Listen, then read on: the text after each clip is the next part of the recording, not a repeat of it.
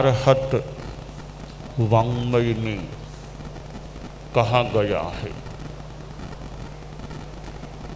सज्जाय सज्जान रयस्स ताइनो अपाव भावस्य तवे रयस्य विशुद्धई जंसी मलम पुरे कदम समीरियम रूपमलंग जो इनो। ज्ञान का हमारे जीवन में बहुत महत्व है। ज्ञान विकास का एक बड़ा साधन है स्वाध्याय। जैन साधना पद्धति में तपस्या के 12 प्रकार बताए गए हैं। उनमें 10वां प्रकार स्वाध्याय है। और स्वाध्याय को इतना महत्व दिया गया है कि एक मुनि की दिनचर्या की बात बताई गई है। 8 प्रहर में 4 प्रहर स्वाध्याय। पढ़मम पौरिषम सध्यायम बीयम ध्यानम, कि दिन में प्रथम प्रहर में और दिन के चौथे प्रहर में स्वाध्याय करो। रात के प्रथम प्रहर में और रात के चौथे प्रहर में भी स्वाध्याय करो। 2 प्रहर ध्यान की बात आई है। दूसरे प्रहर में, दिन के दूसरे प्रहर में, रात के दूसरे प्रहर में ध्यान। तीसरा प्रहर दिन का गोचरी भिक्षा, इसमें रात का तीसरा प्रहर नींद के लिए। तो 8 प्रहर में 4 प्रहर स्वाध्याय के लिए, 2 प्रहर ध्यान के लिए, 2 प्रहर मान लें शारीरिक एक संरक्षण की दृष्टि से। तो यूं 8 प्रहरों का विभाजन किया गया है। तो 50% समय तो दिन रात का स्वाध्याय के लिए निर्धारित किया गया है। इससे हम अनुमान लगा सकते हैं कि शास्त्रकार ने स्वाध्याय को कितना ज़्यादा महत्व दिया है। साधु समुदाय में स्वाध्याय होना ही चाहिए, क्योंकि उनका जीवन तो साधना के लिए मानो अर्पित होता है। हालांकि कोई कोई बातें सापेक्ष हो सकती हैं। सापेक्ष कैसे? कि 4 प्रहर स्वाध्याय की बहुत यूँ अच्छी बात है, 2 प्रहर ध्यान की, 2 प्रहर शरीर की, परंतु कोई स्थविर मुनि है, कोई बीमार साधु है, उसको तो सेवा चाहिए। अब साधु स्वाध्याय में बैठ गया, उसकी सेवा कौन करेगा? तो वहाँ प्राथमिकता सेवा। प्रथम प्रहर में स्वाध्याय को गौण करके उस बीमार साधु की परिचर्या के लिए जाओ, दवाई लाओ, सेवा करो, वो काम भी करना हो सकता है। और यह भी बात की पूछते हैं कि आज मैं स्वाध्याय में लगूं या वैयावृत्य में लगूं। इसका मतलब कई कई बातें सापेक्ष किसी संदर्भ में हो सकती हैं। तो सेवा वैयावृत्य का भी अपना बहुत महत्व है। और कई बार तो वैयावृत्य सेवा के लिए स्वाध्याय को भी गौण करना पड़ सकता है। अलग अलग व्यक्तियों के लिए कुछ अलग अलग बात हो सकती है। अब हम साधु समुदाय को देखें कि कई साधु, इधर साध्वियाँ भी है, वो एक ही बात है, साधु साध्वियाँ। कई साधु साध्वियाँ हैं, उनके पास प्रतिभा का सम्यक अच्छा योग है, वे ज्ञान की दिशा में अच्छा विकास कर सकते हैं। कई साधुओं में साधियों में इतनी प्रतिभा नहीं है, परंतु वे सेवा में बहुत निपुण हैं। तो ठीक है, जिनमें ज्ञान की अधिक संभावना है विकास की, उनको ज्ञान स्वाध्याय का अधिक अवसर दिया जा सकता है। जिनका सेवा में अधिक रुझान और अधिक योग्यता लगे, उनको सेवा का ज़्यादा मौका मिल सकता है। तो संस्कृत का एक श्लोक बड़ा सुंदर है, अमंत्र मक्षरम नास्ति नास्ति मूल मनौषधम अयोग्य है पुरुषो नास्ति योजकस्तत्र दुर्लभ है। कोई ऐसा अक्षर नहीं होता जो मंत्र नहीं बन सकता, ऐसा कोई मूल नहीं है जो दवाई औषध के रूप में काम न आ सके। सामान्यतया ऐसा कोई आदमी नहीं जिसमें कोई भी योग्यता न हो। तो फिर कमी किस बात की है? कि कमी होती है या हो सकती है योजक, योजकस्तत्र दुर्लभ है। योजना कैसे करनी चाहिए वो ज्ञान रखने वाला प्रबंधक, नियोजक, व्यवस्थापक व्यक्ति मिल जाए, कौन से अक्षरों को कहाँ जोड़ने से अच्छा मंत्र बन जाए, वो ज्ञान हो तो अक्षरों को जोड़कर किस अक्षर को कहाँ जोड़ना वो कला से जोड़ दे तो अच्छा मंत्र बन जाए। वो ज्ञान नहीं है तो मंत्र न भी बन सके। कौन सा मूल, जड़ी बूटी किस प्रकार प्रयोग करने से किस बीमारी में काम आ सकती है, यह ज्ञान हो तो मूल औषध के रूप में काम आ सकता है। आदमी है, किस आदमी को कहाँ लगाना चाहिए, किस आदमी का उपयोग क्या करना चाहिए, यह विवेक हो, यह कौशल हो तो मनुष्यों का किसी का कहीं, किसी का कहीं, जो जहाँ फिट हो सके उसका उपयोग वहाँ किया जा सकता है। कि भी यह इस प्रकार का व्यक्ति है, इसका इस कार्य क्षेत्र में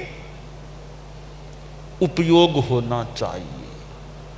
कि यह पढ़ा लिखा, विदुष्य वाला, अच्छा प्रतिभा वाला है, तो भी आगम का अनुवाद कराना है, कोई टिप्पण लिखवाना है, तो भाई थोड़ा अध्ययन है, यानी संस्कृत का, आगमों का और ग्रंथों का कुछ जानकारी रखता है, यानी कुछ अनुभव है या नहीं। कि अच्छा है, संस्कृत का विज्ञ है और भी ग्रंथों का अध्ययन कर चुका, आगमों से परिचित है, टीकाओं आदि से परिचित है, पढ़ सकता है, अर्थ समझ सकता है। ठीक है, ऐसे व्यक्ति का आगम कार्य में उपयोग करें, ठीक है। अब एक साधु हमारे सेवा भावी हैं, मान लो, वे इतने कोई संस्कृत के पंडित नहीं हैं, वे कोई टीकाओं का अर्थ बता दे, इतना भी उसमें मान लो नहीं है। प्रतिभा भी है जितनी, बहुत ज़्यादा नहीं है, परंतु सेवा भावना अच्छी है। नज़र न लगे, शरीर बहुत सक्षम है, श्रम भले कितना ही करवा लो, कितना ही काम करा लो, अच्छी बात है। ये इस साधु का सेवा में बड़ा भावना वाला है, विनीत है, योग्य शरीर की स्थिति है, तो भी तुम काम करो, सेवा करो, बीमार की सेवा करो और सेवा सापेक्ष हैं उनकी सेवा करो। गोचरी लाओ, पानी लाओ, दवाई ला दो और ठिकाने में काम कर दो, बहुत अच्छी बात है। सेवा करने वाला भी अपने आप में बहुत अच्छा व्यक्तित्व है।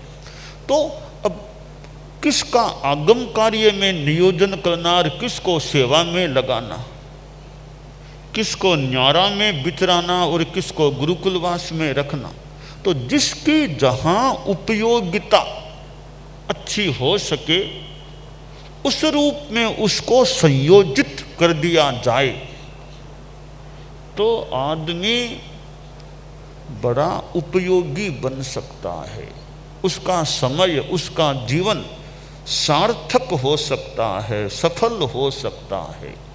अब कोई हमारे साध्वी जी या साधु गीत संगान में बड़े निपुण हैं, तो गीत का संगान कराना हो, हमारे अमुक संत भी गीत गाने में निपुण हैं, संगायक हैं, तो उनका गीत में उपयोग कर लें।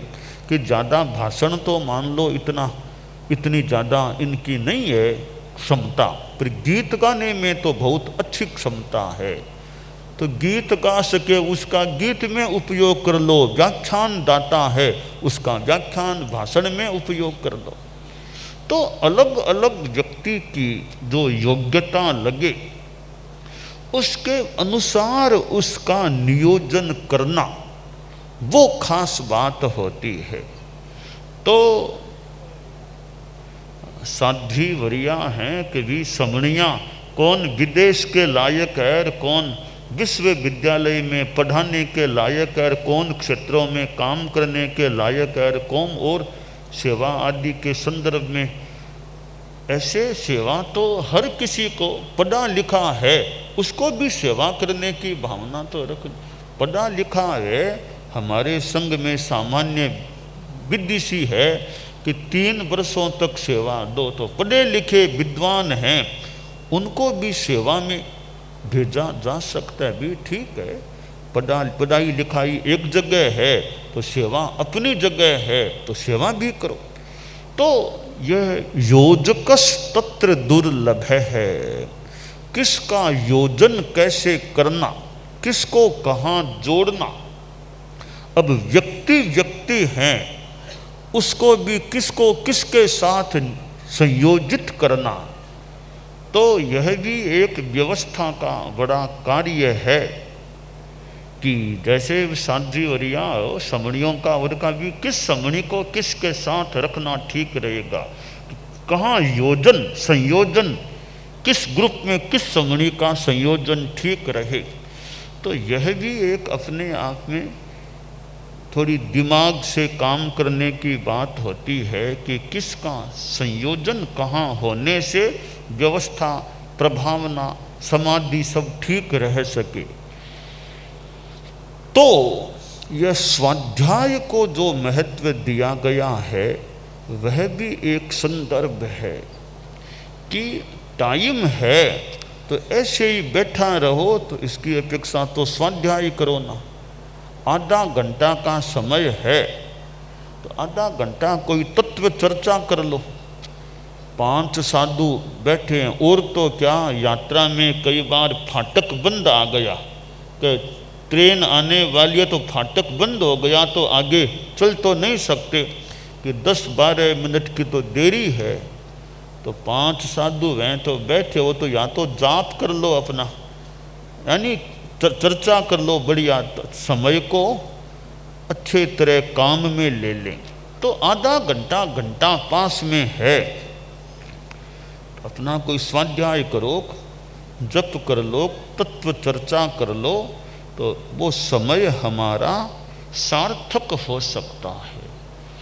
तो यह स्वाध्याय जिसके लिए कहा गया है, 12 बिहम मिवि तवे सभ्यंतर बाहिरे कुशल दिट्ठे नय अत्थि नवि ए हो ही सज्जाय समम तवो कम्मम।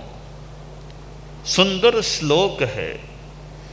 कहा गया कि 12 प्रकार का जो तप है, आभ्यंतर बाह्य भेदों वाला, जो कुशल के द्वारा दिष्ट है, निर्दिष्ट है, उनमें न तो है न होगा। क्या स्वाध्याय के समान दूसरा कोई तपय क्रम न है न होगा। अर्थात 12 प्रकार के तपों में सबसे ज़्यादा महत्व यहाँ इस श्लोक में स्वाध्याय को दिया गया है। तो ज्ञान का विकास करने के लिए स्वाध्याय की आवश्यकता होती है। स्वाध्याय किसका करें, वो भी अपनी योग्यता के अनुसार। हमारे साधु समुदाय में भी व्यवस्था है, कौन साधु कौन सा आगम पढ़े। हर कोई आगम हर कोई साधु न पढ़े। हमारे नए संत हैं, दीक्षा लिए 6 साल भी मान लो नहीं हुए हैं, तो अभी भगवती का स्वाध्याय नहीं। कि अभी 6 साल भी 5 साल भी नहीं हुए हैं, कि अभी भगवती सूत्र का वाचना का क्रम बनाओ, तो अभी नहीं। थोड़ा और बड़ा हो जाओ, जो कालमान है वो ठीक हो जाए, बाद में भगवती सूत्र लो। अभी तो जो काल 10वें आलियम उत्तर दैणानी आयारो, फिर आयार चुल्ला, आयार चुल्ला भी दीक्षा लेते ही नहीं, वो भी जो भी 3 साल हो जाए बाद में। ये भी यानी किसको क्या स्वाध्याय करना चाहिए, किसको क्या वाचना दी जानी चाहिए, यह भी योग्यता के अनुसार देने का एक विधि विधान जो है, वह सारा एक विवेक युक्त कहा जा सकता है कि किसके लिए कौन सा ग्रंथ पढ़ना ठीक रहेगा। परम पूज्य, परम स्तवनीय, परम वंदनीय भगवान महावीर केवल ज्ञान केवल दर्शन को संप्राप्त हो गए। अब केवल ज्ञान हो गया, अब कोई किताब पढ़ने की जरूरत नहीं है। सब किताबें उनके लिए कृतकृत्य, कोई किताब पढ़ने की जरूरत नहीं। हम तो कह दें भाई कि आगम में देखें, आगम लाओ, आगम में क्या है देख लेते हैं। तो भगवान महावीर से कोई पूछ ले केवल ज्ञान होने के बाद इस प्रश्न का उत्तर, तो क्या भगवान महावीर कहेंगे कि भैया वो आगम लेकर लाओ, देख कर बताते हैं। न तो आगम लाकर लाने की संभवतः कहने की उनको जरूरत खुद के लिए पड़ती होगी। बस वो तो स्वयं आगम पुरुष हैं, उन्होंने जो फरमा दिया वो बात बस अपने आप में सम्मान्य है।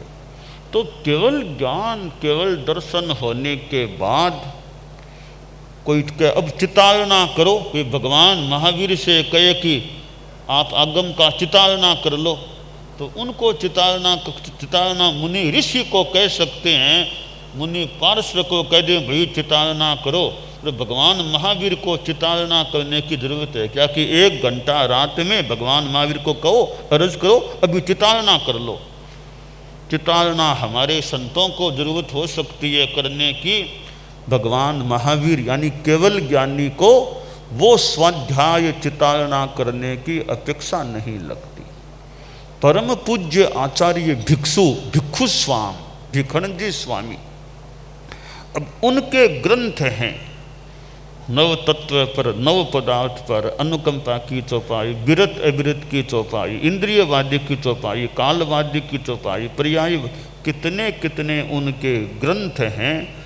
और कितना आख्यान साहित्य भी है जो किन्हीं पर व्याख्यान रूप में रचा हुआ। अब ऐसे ग्रंथों में भी कितनी बातें हमें पढ़ने को मिल सकती है। श्रीमद् जयाचार्य का साहित्य देखें, एक भगवती जोड़ को ही देखें तो कितना विशाल काय उनका वह, राग रागिणियों में पद्यों में उनकी रचना भगवती जोड़ आश्चर्यकारी सी लगती है। कैसे इतनी बड़ी जोड़ रचना उन्होंने कर दी, थोड़ी असाधारण सी बात संभवतः है प्रतीत हो रही है।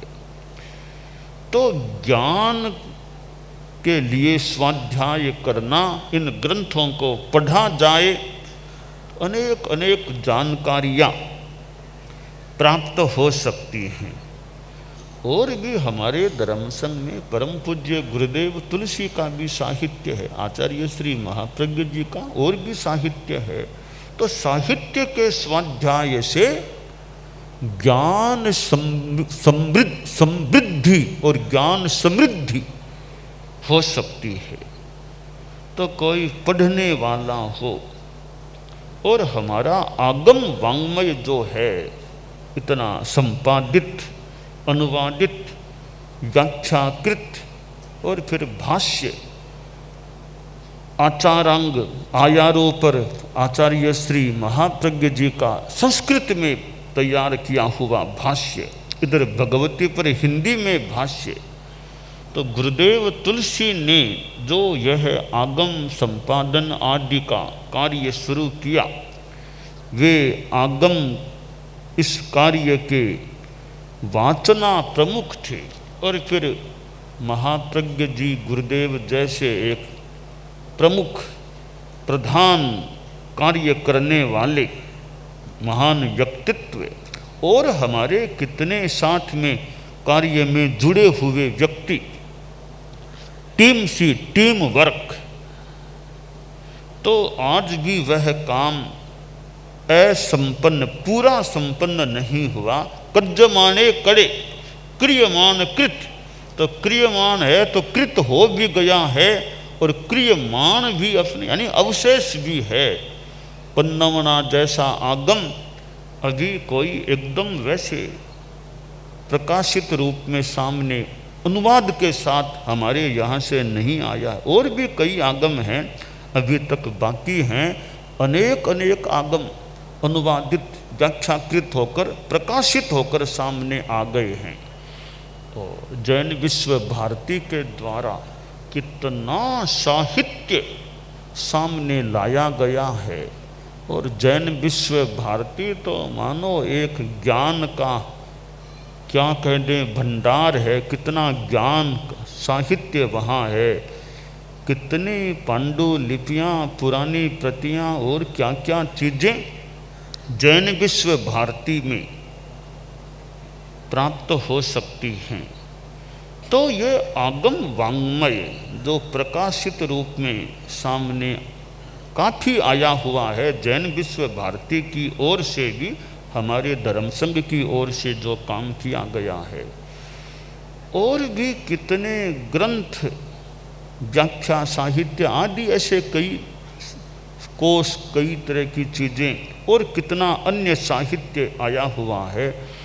तो साहित्य है, उसको कोई स्वाध्याय करे, चिंतन मनन करे, अनुप्रेक्षा करे, तो ज्ञान की समृद्धि और ज्ञान की समृद्धि उपलब्ध हो सकती है।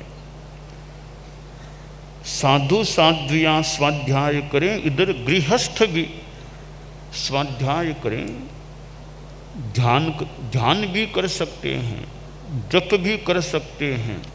यूँ आत्म कल्याण कर्म निर्जरा के अनेक मार्ग हैं। तो स्वाध्याय की जगह स्वाध्याय है, ध्यान की जगह ध्यान है। तो स्वाध्याय का भी अपना महत्व है। ध्यान तो ऐसी चीज़ है कि स्वाध्याय के साथ भी ध्यान को कुछ अंशों में जोड़ा जा सकता है कि अनुप्रेक्षा करें, स्वाध्याय जो पढ़ा उस पर चिंतन मनन करें शांति से बैठ करके, तो वह थोड़ा ध्यान का रूप बन सकता है। तो ध्यान को तो स्वाध्याय के साथ भी जोड़ सकते हैं, सेवा के साथ भी जोड़ सकते हैं, प्रतिक्रमण के साथ भी जोड़ सकते हैं, इरिया समिति के साथ भी जोड़ सकते हैं। तो ध्यान इतना व्यापक है कि वो कितनी प्रवृत्तियों के साथ अपने ढंग से जुड़ सकता है। भावक क्रिया जो है वो अपने आप में एक अंश में ध्यान है कि जो कार्य करे उसी में चित्त को, मन को नियोजित करके रखे, तो वह भी अपने आप में एक प्रकार का ध्यान हो सकता है। तो स्वाध्याय के साथ भी ध्यान को जोड़ा जा सकता है। हम सिद्ध योगी आचार्य श्री महाप्रज्ञ से प्रेक्षा ध्यान का एक प्रयोग करें। आपको एक प्रयोग कराया जा रहे हैं श्वास प्रेक्षा का।